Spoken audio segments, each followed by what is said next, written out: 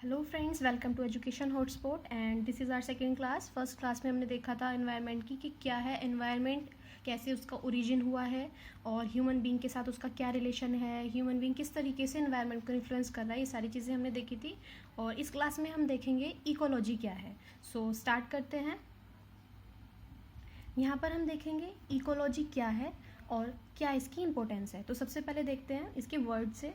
Eco का मतलब होता है एनवायरनमेंट और लॉजी का मतलब होता है स्टडी। मीन्स एनवायरनमेंट की स्टडी को क्या कहते हैं, इकोलॉजी कहते हैं। और अब हम देखते हैं इसकी इम्पोर्टेंस क्या है। आज हम 5th क्लास से देख रहे हैं कि environment as a subject study कराया जा रहा है। तो क्यों, क्या ज़रूरत है हमें एनवायरनमेंट को स्टडी करने की। तो आप सभी जानते हैं कि जिस तरीके से pollution day by day increase हो रहा है, डिफॉरेस्टेशन, यानी कि ये सारी मैन मेड सारी चीज़ें जो हमारे एनवायरनमेंट पे हार्मफुल इफेक्ट डालती हैं, उन सारी चीज़ों को रिड्यूस करने के लिए हमारा जो ह्यूमन बीइंग है वो एनवायरनमेंट के प्रति फ्रेंडली हो, इस चीज़ के लिए हम उसको एनवायरनमेंट की स्टडी कराते हैं। तो अगर हम इकोलॉजी की डेफिनेशन देखें तो ecology is a branch of biology that deals with the relations of organism to another organism और टू देयर फिजिकल रिलेशन, यानी कि किसी एक ऑर्गेनिज्म का दूसरे ऑर्गेनिज्म के साथ जो रिलेशन है उसकी स्टडी को हम क्या कहते हैं, इकोलॉजी कहते हैं। यहाँ पर हम समझें एग्जाम्पल के लिए तो बायोटिक का बायोटिक के साथ और बायोटिक का अबायोटिक के साथ, यानी कि इनका क्या रिलेशन है, इनकी स्टडी को क्या कहते हैं, इकोलॉजी कहते हैं। बायोटिक कंपोनेंट्स आप सभी जानते हैं, बायोटिक कंपोनेंट्स जैसे कि ह्यूमन बीइंग, प्लांट, एनिमल, ये सारी चीज़ें। और अबायोटिक में आप समझते हैं सभी कि जो सन है, एयर है, वाटर है, लैंड है, ये सारी चीज़ें, यानी कि नॉन लिविंग। सभी लिविंग बायोटिक में आती हैं और नॉन लिविंग थिंग सारी अबायोटिक में आती हैं। तो एग्जाम्पल देखते हैं। मान लीजिए ये कोई प्लांट है, इसको रैबिट ईट कर रहा है, इस रैबिट को टाइगर ईट कर रहा है, और ये प्लांट अपना फूड बनाने के लिए किसकी प्रेजेंस चाहिए इसको, सन की। तो ये क्या है, अबायोटिक। प्लांट क्या है, बायोटिक। बायोटिक और टाइगर भी बायोटिक, यानी कि बायोटिक का बायोटिक के साथ और बायोटिक का अबायोटिक के साथ जो इंटर रिलेशन है, इस सब की स्टडी को भी क्या कहते हैं, इकोलॉजी कहते हैं। अब यहाँ पर हमने देखा है it also deals with the study of population, community, ecosystem, biomes and biosphere as whole. Biosphere as whole मतलब हम पूरी अर्थ को एज अ होल हम देखें तो बायोस्फीयर कहेंगे उसको। और हम यहाँ पर आगे वीडियो में देखेंगे कि पॉपुलेशन क्या है, कम्युनिटीज़ क्या है, इकोसिस्टम क्या है, बायोम क्या है, ये सब हम आगे देखते हैं। सो देखते हैं बायोस्फीयर। अभी मैंने बताया आपको कि बायोस्फीयर एज हम होल ले सकते हैं। अगर पूरी अर्थ को मैं देखूं तो मैं इसे बायोस्फीयर कह सकती हूँ। अब हमने स्टडी तो करनी है एनवायरनमेंट की, तो क्या हम पूरी अर्थ की स्टडी वन टाइम में कर सकते हैं, नहीं। तो जिस तरीके से पार्टीशन करते हैं, हमने इसी तरीके से अर्थ को पार्ट्स में डिवाइड कर लिया है। सबसे छोटा पार्ट अगर हम देखें तो वो है इंडिविजुअल। इंडिविजुअल के बाद है पॉपुलेशन, पॉपुलेशन के बाद है कम्युनिटी, कम्युनिटी के बाद इकोसिस्टम, फिर बायोम, और एज अ होल अगर हम देखें तो बायोस्फीयर। ऐसे समझ लीजिए आप इजीली कि ये हमारी अर्थ है। अर्थ के अंदर हमने देख लिए हैं बायोम्स, बायोम के अंदर इकोसिस्टम्स हैं, इकोसिस्टम के अंदर कम्युनिटी होगी, कम्युनिटी के अंदर कोई पॉपुलेशन होगी और पॉपुलेशन के अंदर कोई एक इंडिविजुअल होगा। अब इन सब की डेफिनेशन हम वन बाय वन कवर करते हैं। सो फर्स्ट देखते हैं हम इंडिविजुअल। जैसा कि मैंने अभी बताया, एक बेसिक यूनिट है इंडिविजुअल, यानी सिंगल। जैसे कि अगर मैं किसी ह्यूमन की बात करूं तो एक ह्यूमन, किसी कैट की बात करूं तो एक कैट, यानी कि इंडिविजुअल एक सबसे बेसिक यूनिट है हमारी इकोलॉजी की। नेक्स्ट है हमारा पॉपुलेशन। पॉपुलेशन का मतलब है organism of the same group और स्पीसीज, यानी कि यहाँ पर तो मैं केवल एक ह्यूमन बीइंग या एक कैट की बात कर रही थी, बट नेक्स्ट में हम अगर पॉपुलेशन की बात कर रहे हैं तो बहुत सारे ह्यूमन अगर हम ले लूँ, बहुत सारे अगर मैं ह्यूमन बीइंग ले लूँ तो यानी कि सेम, ये क्या हो जाएगी, एक पॉपुलेशन हो जाएगी। अगर मैं कैट ले लूँ, बहुत सारी कैट्स मैं एक साथ ले लूँ तो ये कैट्स की पॉपुलेशन हो जाएगी। नेक्स्ट है कम्युनिटी।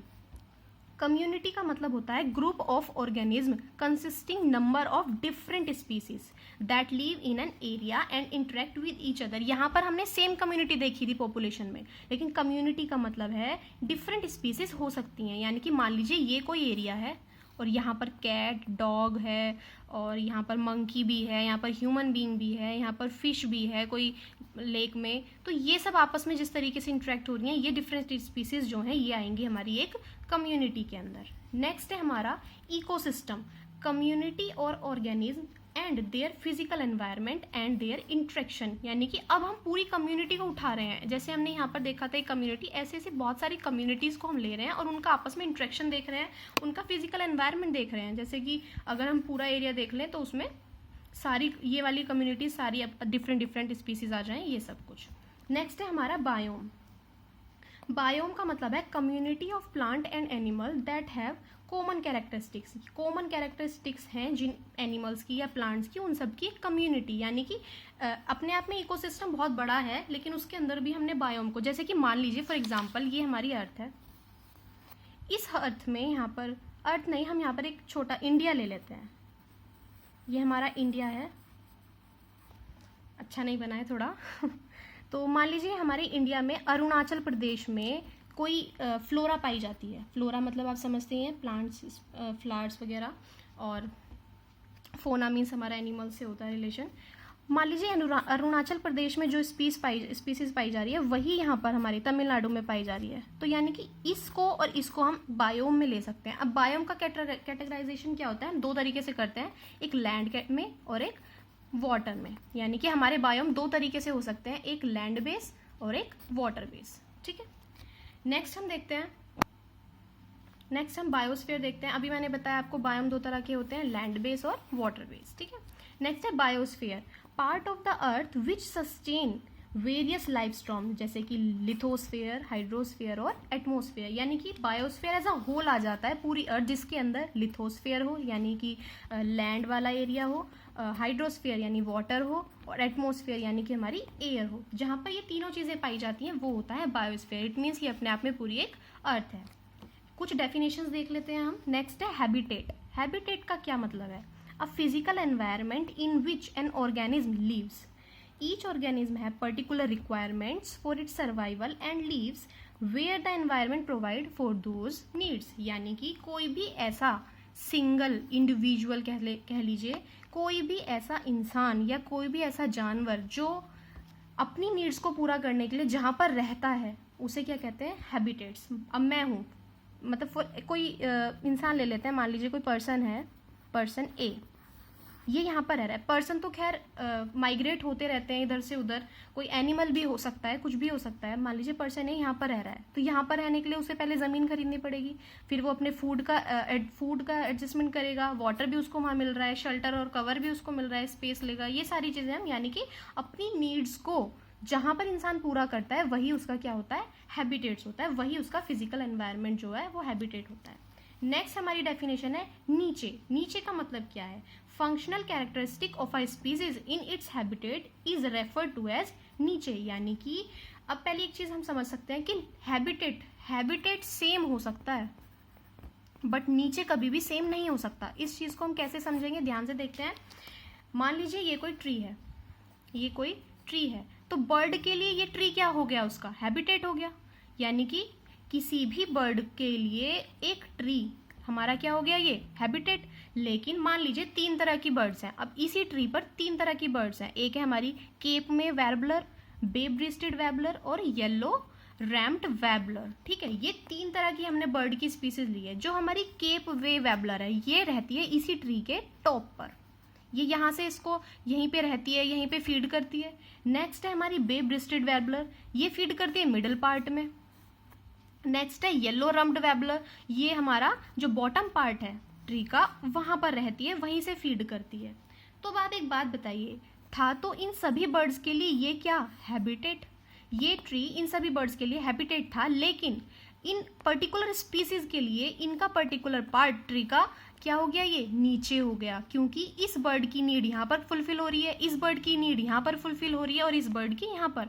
लेकिन अगर हम बर्ड्स की बात करें तो ये उनके लिए हैबिटेट हो गया। तो आई होप अब आपको ये वाली बात समझ में आ गई होगी कि हैबिटेट सेम हो सकता है लेकिन नीचे कभी भी सेम नहीं हो सकता। मान लीजिए ये केप में वैर्बलर भी और बे ब्रेस्टेड वैर्बलर भी दोनों टॉप पर रहने लग जाए तो इन दोनों में लैक हो जाएगा फूड का और कंपटीशन होने लग जाएगा। तो ये सारी चीजें थी। नेक्स्ट हमारी डेफिनेशन है वेरिएशंस। वेरिएशन का मतलब क्या है, genetic diversity with a species. भाई ये डाइवर्सिटी जो पाई जाती है स्पीसीज के अंदर जेनेटिक, वही क्या है, वेरिएशंस। तो यहाँ पर हमने इस वीडियो में कुछ पर्टिकुलर डेफिनेशंस देखी जो कि फ्यूचर में हमारे एनवायरनमेंट में हमारे लिए बेनिफिशियल होंगी। तो आई होप आप सबको समझ में आया होगा। आज की क्लास में इतना ही। Thank you.